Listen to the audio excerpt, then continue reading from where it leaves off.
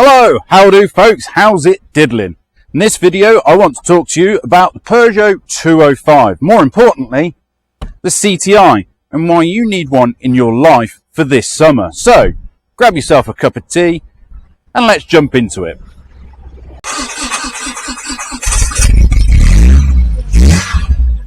How much rust? All of it. So, history. The Peugeot 205.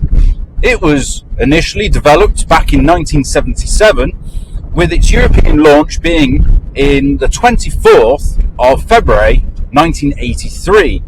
The UK would then get the right-hand drive version in September later that year. Then, in 1984, the three-door model came along with also the first of the GTIs.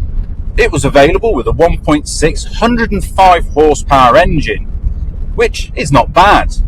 The car became a huge success not only in Europe but in Great Britain as well, which meant that in 1986 they released the big brother of the GTI, the 1.9, and this, the CTI.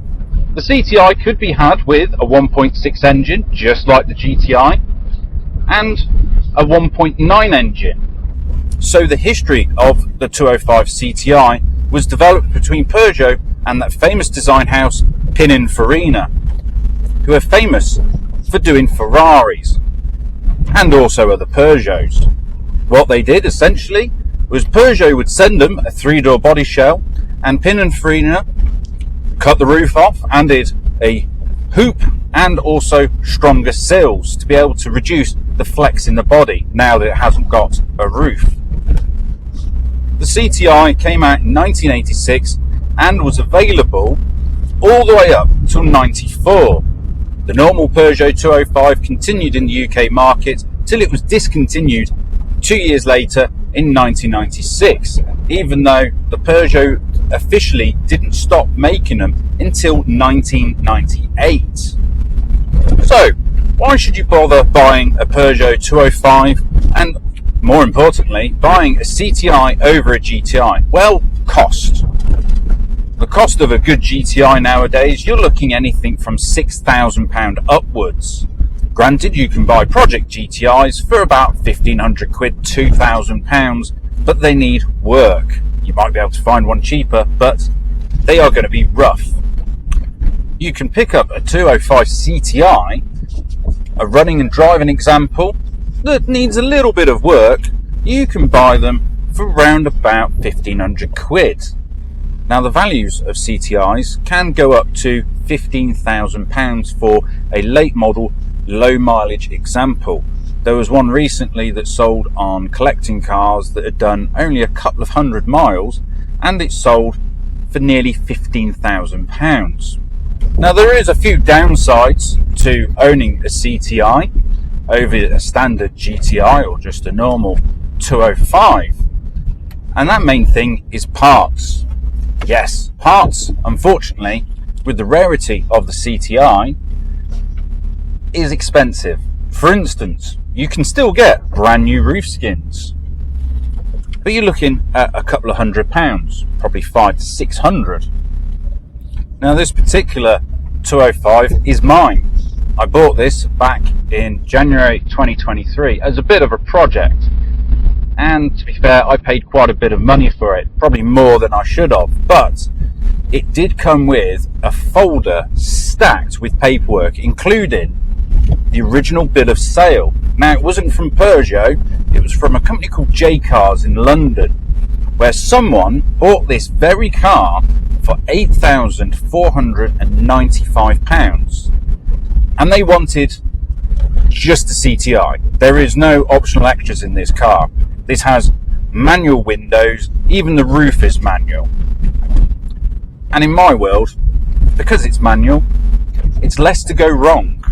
You can also get these with electric windows and also a electric roof, which isn't entirely electric as it's pneumatics, but they're a very good system until they break, and they do break, I'm afraid, and that's where cost starts to get expensive. You see, buying just the rear arms that hold the actuators that are enabled to lift the roof up and down, you're looking at probably close to £500–600. That's if you can find them. So most of the time you have to get them refurbed, and when you do, you're looking at a bill of anything between £600 and £800. Now, because this is a 205, things are fairly easy to buy. A lot of the parts are interchangeable from the CTI to the GTI. Drive shafts. This has had 2 brand new drive shafts last year. They didn't really need it, but the originals were a bit ropey. So for the cost of about £80 each, it's had new drive shafts. Now, when I bought this vehicle, it came with the roof, not fitted. I had to fit that myself, but I ended up having to purchase a new rear window. And I was struggling, to be honest. I was really struggling to find somewhere or someone that supplied a brand new rear window. And after persisting and finding a search on Google, I found a company near Wales called BSA Hoods, and they were able to supply me a brand new back window with the zip for less than £200. They actually do a full roof and rear window for about £600, and I think that's really worth it. Now, if I've spurred you on to suddenly look at Auto Trader and all the other places to buy a 205, then to be fair, I can't say that any 205 is bad. Now, there is a few things to look out for, rust being one of them. They do tend to be a bit of a moisture trap in some areas. French electrics can be a bit iffy, but to be fair, most vehicles nowadays that are on the road and MOT should be pretty much fine. Obviously, if you're buying a project, then expect to have a few gremlins. But in all, the Peugeot 205 is a great little car to have. Clarkson, back in 1990, when he was working for Top Gear, drove a 205 and instantly stated that it was an instant modern classic. And if you speak to anyone that's had a 205, doesn't matter if it's a 1 litre or right up to the 1.8 diesels to the GTIs and CTIs, then there is really no complaints. People tend to love them and hold on to them for quite a while because they're such a low maintenance car and so easy to drive. This particular example, like I said before, has no electric windows, no electric roof, even the steering. It is manual. There's no power steering in this, but with it being on 14-inch wheels, which is the correct wheels for the 1.6, turning this car, being able to turn the car is fairly simple. And yes, you don't have to have muscles like Arnold Schwarzenegger. But if manual steering and manual windows seem a bit too much out of place for you, you can buy one of these with everything electric and also power steering. But just remember that when things do go wrong on them, they will cost you that little bit extra. Now, there is Peugeot specialists all around the world and mostly in France where you can buy bits for your 205. Just remember though, the import tax and postage is going to be quite a bit higher. But the ultimate reason why you should own a 205 CTI over a GTI is the looks. Not just the looks, but also on those rare occasional days when the clouds part and that great big shiny lamp in the sky starts shining, you can do something that only the GTI boys wish they could do, and that is, within 5 seconds, drop the roof down and enjoy the sunshine. Yes! And how good does it look with the top down?